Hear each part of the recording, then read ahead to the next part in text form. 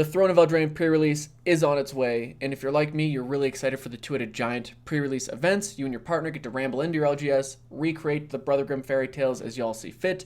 It's perfect. What more could you want? I guess the tiny difference is that our fairy tale is bringing sadness and destruction to our opponent, which, I mean, they'll get over it. But you should both definitely check out my pre-release guide, which goes into the color pairings, what's going on in the set, and just have a better understanding of what to expect. But the best part about Two-Headed Giant, besides having a teammate, is that you get to build a deck using, well, more cards. You get to do way more fun stuff, and you get to take advantage of those cards that shine just a little bit brighter having multiple opponents. That's what we're here to talk about, including what color pairings I think are going to work best for you and your teammate. Let's get into it.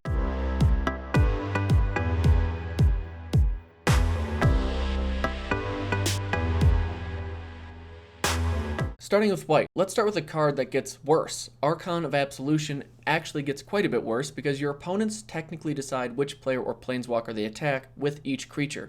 The thing is, most of the time it doesn't matter, so that distinction isn't made, but when Archon is on the board, your opponents just won't attack whichever person played it. They'll attack your partner, so they never have to pay the tax. However, it is still a 3/2 flyer for 4 mana, and that could be good enough to play regardless. But that's really all we have for white. Blue isn't all that noteworthy either, because it has a few mill options in Vantress Gargoyle, Folio of Fancies, or Overwhelmed Apprentice that put cards into everyone's graveyard. However, these do pair extremely well with our first black card, Sir Conrad, who will probably be the biggest bomb in Two-Headed Giant. It gives you multiple ways to hit each opponent for 1 damage. You can work in great synergies with those blue mill cards, but also anything that just puts creatures in the graveyard is gonna be impactful. If you get this card, you're going to want to play it. Smitten Swordmaster's Adventure Piece now is essentially doubled because it hits both opponents for X. Also, gaining life is never a bad thing, so this is another card you're definitely going to want to play. Cauldron Familiar pings each opponent for 1, and you can recur it, so it can become quite the nuisance as the game goes on.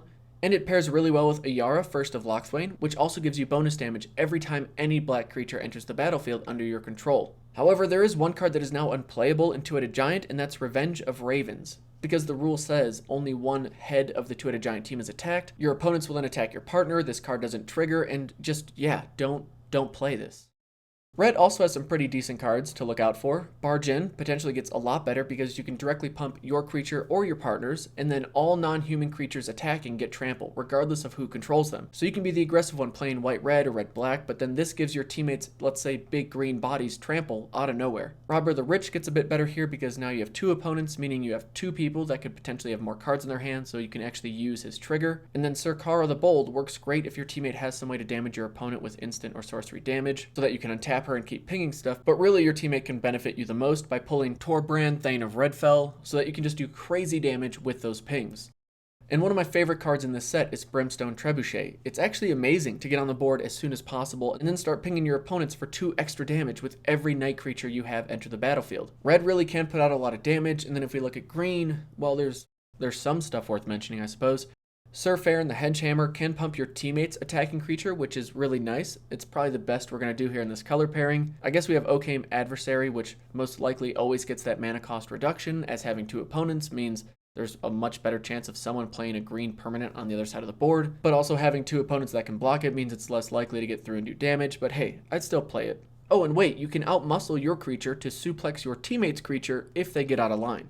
And there's really no gold cards worth mentioning either. There's just not much happening in this set, which is kind of a bummer, with it being the Brother Grimm fairy tales as one of the foundations. You'd think there'd be more dynamic duo type cards to really look out for, but clearly black is the best color for this format, and I have it as the best color in general in the set. Red also has a fair bit of power, and I can see those 2 being the most likely to go down the adamant route, where you just play mono black or mono red, and having 2 card pools or 2 sealed kits to work with makes it a more realistic option. But I'd sooner say go 5 color fun stuff just to try and pull off Happily Ever After, even though there's, really you shouldn't. There's just so many fun cards in the set, so why limit yourself?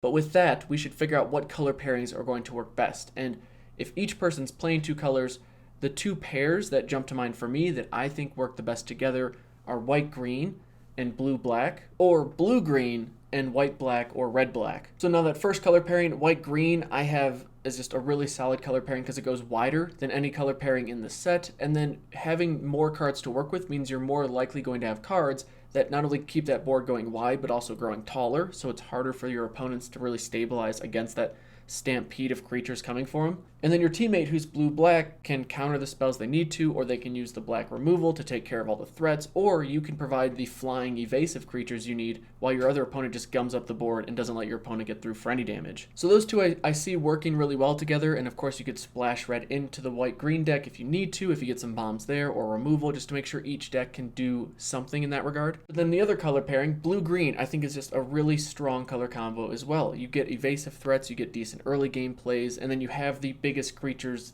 to slam down in that green once you get into the late game. And then white black and or red black, or maybe you just go white red black with that person, they can take advantage of all those really strong night synergies and the equipment cards. They can get on the board a bit earlier, they can apply pressure earlier, but then also have removal to back you up as you start playing your bigger creatures. And one thing I want to say before I forget this is you and your teammate should definitely have artifact and enchantment removal in this set, because artifacts and enchantments are a pretty big piece of the set. So you gotta believe that your opponent's going to be playing something. You have to have answers for those.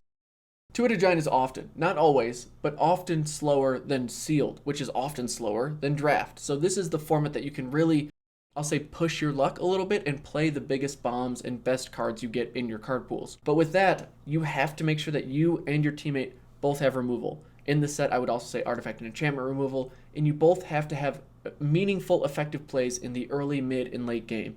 You got to be ready for when that board gets gummed up, how you're going to break through. You have to be ready for and have your own evasive flyer type threats, and you definitely want to make sure that you're taking advantage of the best bombs your card pool has to offer. And it's hard because when you're in it, that time goes fast. You're trying to make these decisions really quickly and make sure that you can build the best deck for that best of one game you're about to play.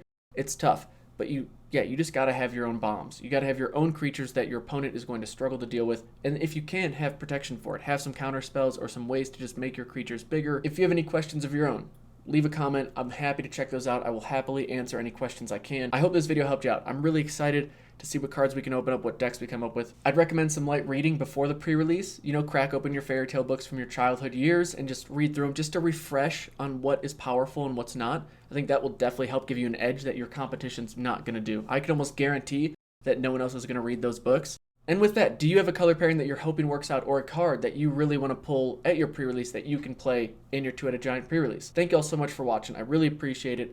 Thank you to my patrons. Thank you to Card Kingdom for sponsoring the channel. Best of luck at your pre-release. Again, come back. Let me know how it went for you. Hopefully you have some sick plays to share or some awesome polls. I wish you the best of luck. I really appreciate you watching.